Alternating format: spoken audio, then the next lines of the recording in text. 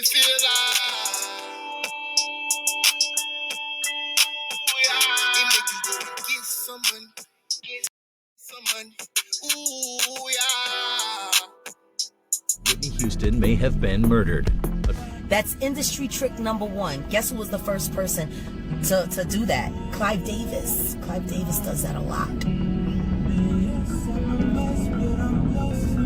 And I tell you what, if y'all actually care about what happened to Whitney Houston and Bobby Christina and Nick Gordon, all dead within years of each other, y'all better support Leola. It's Grammy time. And her and Clive had a fight 2 days before. And from what I was told, Bobby Christina was present for some of that fight. And then the next thing you know, she's dead. Ray J was the last person to see her alive. He let the drug dealer in, but she was sober, right? But he let the drug dealer in that gave her the shot. Leola has said, Leola Brown, Bobby Brown's sister, has said on several occasions that Jaguar Wright has stood 10 toes down on exposing the real truth about what happened to Whitney Houston and Bobby. And it seems like she has receipts this time that prove Clive Davis sacrificed both Whitney and Bobby. Clive Davis is one of the wealthiest and most influential men in music. But like anything related to the industry, Clive's money and success are allegedly tainted with the blood of innocent people he allegedly sacrificed for wealth. And Jaguar believes two of those people are Whitney and her daughter Bobby. According to her, Clive wanted to get rid of Whitney and get access to her estate, so he had to get rid of Bobby as well. But he didn't work alone, and some of the people who allegedly helped him are Whitney's own circle, like her ex, Ray J. Now, this sounds scary because what does Jaguar mean by Bobby having to go so some people could access her mother's estate? Is Clive Davis really the mastermind behind all this? Let's get into it. It's an injustice to what this looks. I feel like anything with her name on it is strictly for the purposes of financial gain for those who have access to her estate, including Clive Davis. Including Clive Davis. This ain't a film to celebrate Whitney Houston. This is a film to, pay the piper. He was the one trying to bring her back, though, at the time of prior to her death, right? Fuck him. He needed her back. Oh, yeah. He needed her back, but he needed her back and under his control. For years now, Jaguar Wright has tried to bring attention to Whitney Houston's death and get the police to reopen the case to no avail. And that's wild because Jag has pointed out so many inconsistencies in the stories fed to us by authorities about Whitney and Bobby's deaths that you have to be blind not to see her point. For context, Whitney Houston was found face down in a water-filled bathtub at the Beverly Hilton Hotel on February 11th, 2012. Initial reports said she died from an accidental drowning caused by a heart attack and her state of intoxication. Let me tell you, when you start looking at all the different accounts of what really happened to Whitney, it becomes hard to tell who's telling the truth. One thing is for sure though, someone is hiding something, because the details about the bathtub incident just don't add up. One of the inconsistencies that have been pointed out regarding official reports on Whitney's death is the fact that they claim Whitney drowned in the bathtub, presumably as she was taking a bath while intoxicated. But that might not be entirely true. According to the report, Whitney was face down in a water-filled bathtub with a bloody purge coming from her nose. There were 2 superficial abrasions to her forehead, and there was a superficial abrasion to the left side of the bridge of her nose. What this means, according to forensic pathologist Cyril Wecht, is that Whitney probably died under very different circumstances than we were led to believe, because the final anatomical diagnoses on Whitney didn't make a lot of sense. Wecht noted that the water in Whitney's bathtub on that fateful night was extremely hot at over 93 degrees Celsius. According to him, this means Whitney was likely not sitting in her tub, but she somehow accidentally drowned. Wecht expressed his suspicions to ABC News, saying, "I think she fell into this very hot water. For a little bruise that was seen in the left forehead area, some other pressure markings on the face, including the slight laceration of the lip, and the fact that she was lying face down. I think that this lady fell into the water. She was unconscious, dead or dying when she fell into the tub. But that's the craziest part of Weck's observations, because he went on to say, I do not believe that the death was due to drowning. Although I cannot rule out that she could have been in agonal moments and with her head submerged in water, that certainly could have contributed to her death. Woo! So, if anything this man has said is true, then the idea that Whitney was deliberately taken out by someone somewhere doesn't seem so much like a conspiracy anymore. Also, his observations line up perfectly with Jaguar Wright's belief that Whitney was beaten and then drowned in her bathtub. And that gave it a shot. Leola Brown, Bobby Brown's sister, has said on several occasions that she was beaten. They saw her body. She didn't just die in a tub, like she was beat up.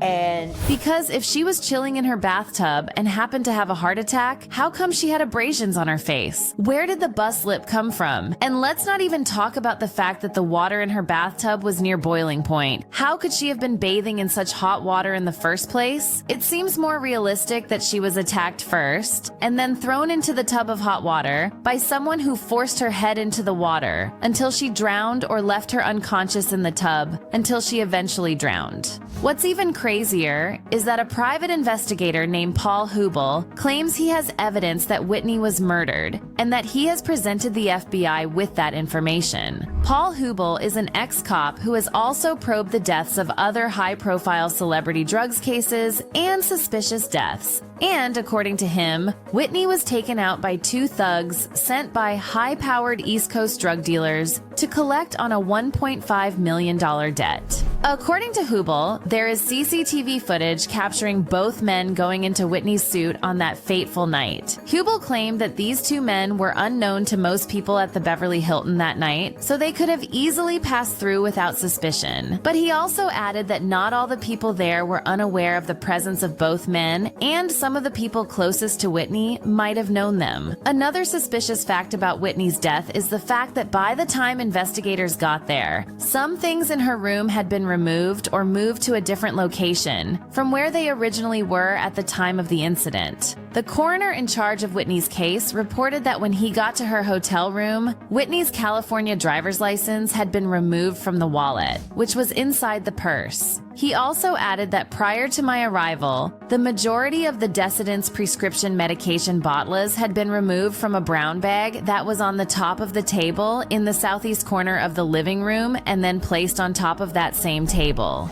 And yet, somehow, police determined there was no foul play involved in Whitney's death. If everything was natural like they claimed, why was her driver's license missing? Why did her meds get moved from their bag and placed on a table? I don't know, but it sure seems like someone was maybe trying to set it up to look like Whitney had been ODing on her meds or something like that. Forensic toxicologist Bruce Goldberger reported that the level of prescription medication in her system, including Xanax, was mild and didn't contribute to her death. However, she was acutely intoxicated from coke. Now, for a long time, one person has been suspected of being the mastermind behind Whitney and Bobby's deaths, and that person is none other than Clive Davis, whose record label Whitney was signed to. Many people believe Clive's reaction to Whitney's death was not normal at all. And to be fair, they have a point. Let's start with the fact that barely hours after Whitney was found in her bathtub, Clive decided to go on with his pre-Grammy party. I mean, you have to have an iron stomach to stand the thought of eating and drinking and making merry while your mentee and one of the singers who was supposed to perform at your party is upstairs lying under a white cloth, getting colder by the minute. It was straight out of the script for a movie set in a dystopian world. When asked about why he decided to go on with the party, even after learning about the tragedy, Clive defended himself by saying he continued the party as a tribute to Whitney, and because that was what she would have wanted. He even went as far as saying her family did not want the party to be canceled. There were many. Why did you let the party go on? Of course, this is a personal thing. But the Grammys were the next night. You don't cancel. You turn an evening into a tribute. You did a magnificent evening. Evening into... Did you give a thought to canceling? Never. You never thought? Never. Could Never. you? Did you ever think? And the family did not want me to give a thought. Didn't? No.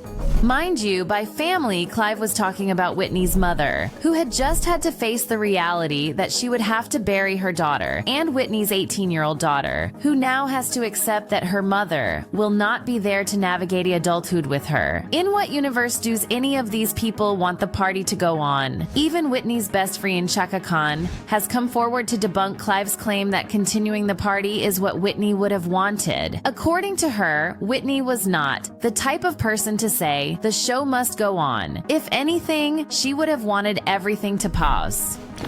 You were, I think, going to go to the Clive Davis party. Yes. It was a surreal event where Whitney's body was still in the hotel, and there was this sort of party where apparently half the room were in tears, the other half were kind of partying. What did you feel about that? I thought that was complete insanity.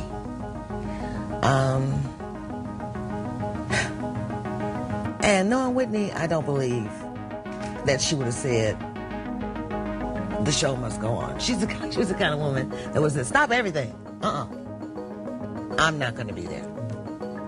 You know. Chaka Khan also believed that Clive's statement about continuing the party as a tribute to Whitney was bogus. She was so affected by the news of Whitney's passing that she was paralyzed. She couldn't even do her makeup, let alone find the energy to attend the party. Granted, not everyone would have been affected the same way by Whitney's death. The decision to turn it into a tribute to her. And I understand that. I mean, he obviously was wrestling with the right thing to do. That would have been right if it really was a true tribute, and, you know, and a true tribute, you know, might have been a truer, a more honest tribute in my opinion, would have been maybe call everybody together, let's say a prayer, and let's eat dinner and go home. I couldn't get dressed. I was supposed to go to the party. I just got off a plane from Miami at about 5:30. As soon as I hit the tarmac, I found out. I heard, and I couldn't put on makeup. I couldn't get dressed. I couldn't do anything. I was paralyzed. I couldn't do anything. But the decent thing to have done, according to Chaka, was to say a prayer, eat, and go home. And Chaka is not alone in this opinion. I agree with Chaka when she said that Whitney was the kind of person who would refuse to go to a party with the body still there like that. I can hear her saying, hell to the nah. Chaka is so right. When someone dies, you don't have a party. Shame on Clive Davis. It makes you wonder, was there something else behind that party? I mean, why did Clive have to have that party by all means? Different theories have come up about this, but the most popular one is that the party was a ritual to sacrifice Whitney, and that's why it had to go on. As one commenter noted, this is very ritualistic and symbolic. Every time Clive Davis throws a party, somebody dies. Another person said, Chaka spoke the truth right here. That whole situation was beyond weird. And with her body still in the same building, the fact that they didn't move her until the party was over has ritual written all over it. Crazy. Someone else who believes Whitney and her daughter's death was a sacrifice is Rodney Darkchild Jerkins. He told DJ Vlad about how he was so shaken about Whitney's passing that he couldn't bring himself to attend the party to which he had been invited. We were going to Clive's party. We go every year. Yeah. And when I never forget being in the kitchen, and I sat there and I was froze. And I saw that she passed away, and I was just like, we can't go to this. Yeah. And I didn't go. Yeah, that was a tragedy. I don't even know how they still had that event. But the most interesting part is when Darkchild talked about Whitney's formidable presence when she was alive. The next thing you know, she came down, her, Bobby, security, and she came to church and she crushed it. She jumped, she went like this, like, let me sing. And sang.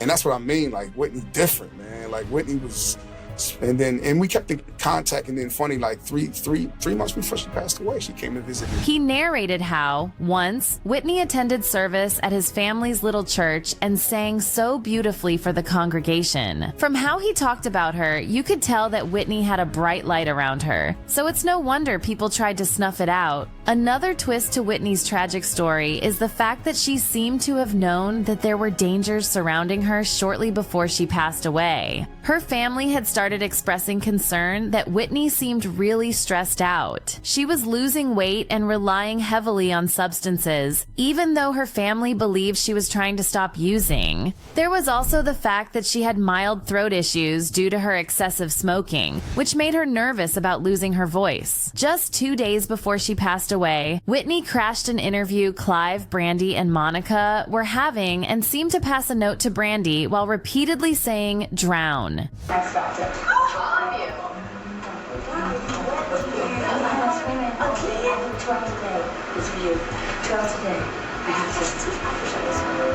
I'm just saying lovely because I love it.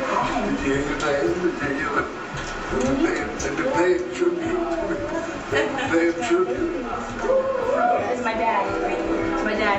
I'll see you later. I'll see you later. Mom, come see her.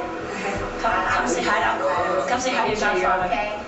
Come say hi to your goddad.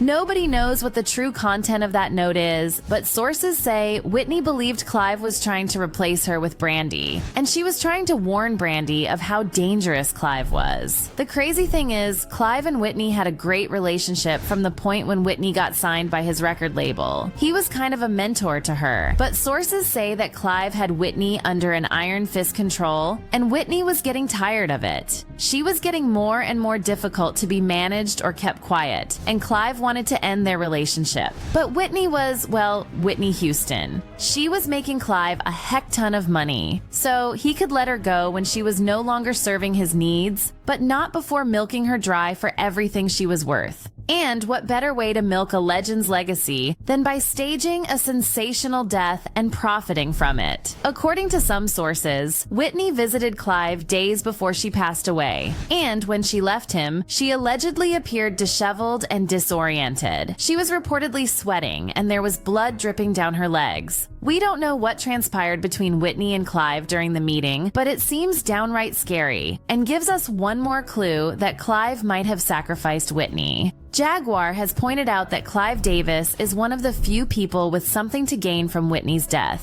Keep in mind that Clive is one of the richest people in the music industry, with a net worth just a few million shy of $1 billion.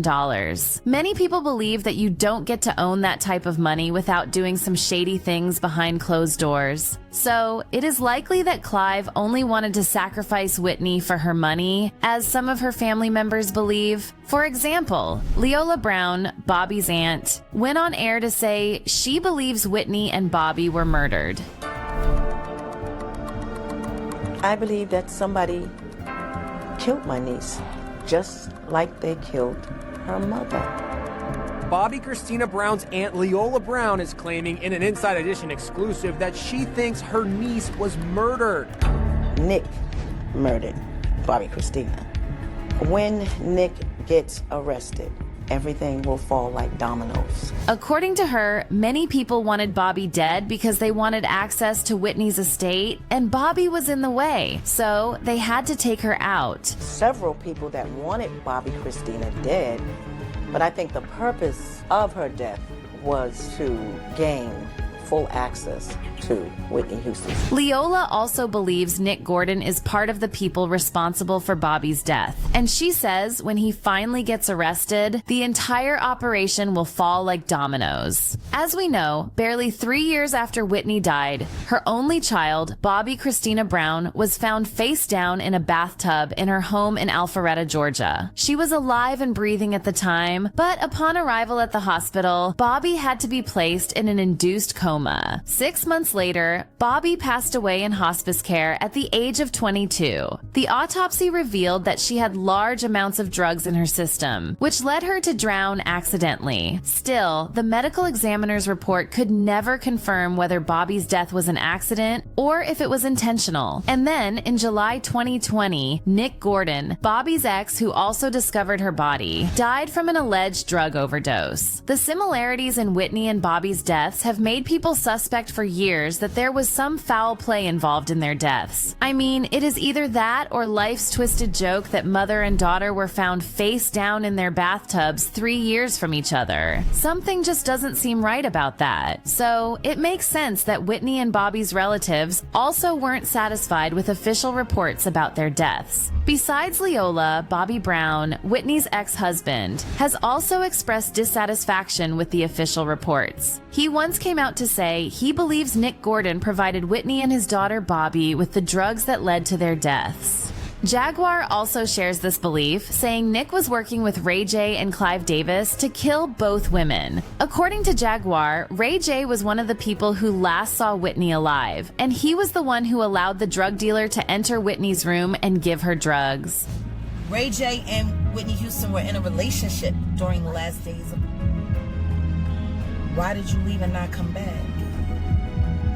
Matter of fact, after she was found dead, why weren't you there in the ambulance riding with the coroner? Why weren't you there with your girlfriend who you was... And from what I heard, a lot. When do you hear Ray J talk about Whitney Houston?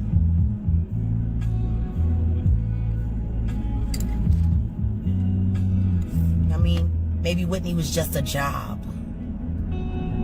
Everybody knows Ray J likes to do jobs for people to get money.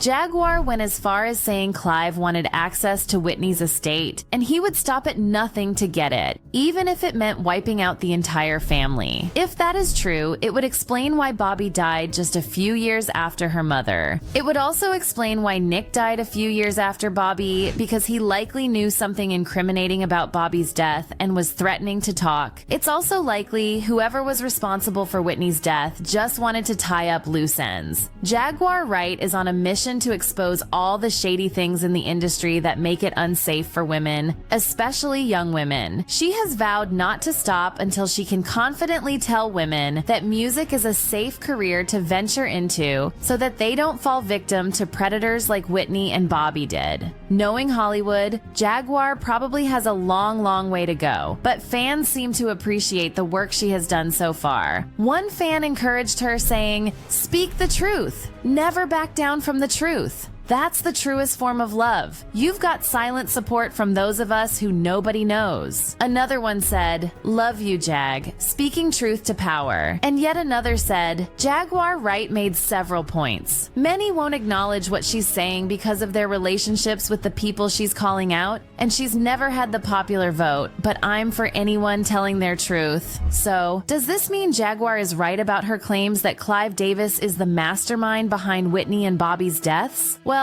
nobody can know for a fact. But let's all take a moment to remember that everything Jag has said about other notorious celebrities like Diddy has turned out to be true. So do with that information what you must. But do let us know your opinion on this issue. Do you think Whitney was sacrificed and Bobby's death was a ploy to get to Whitney's estate? Or do you believe the official reports that her death was an accident? Leave a comment down below.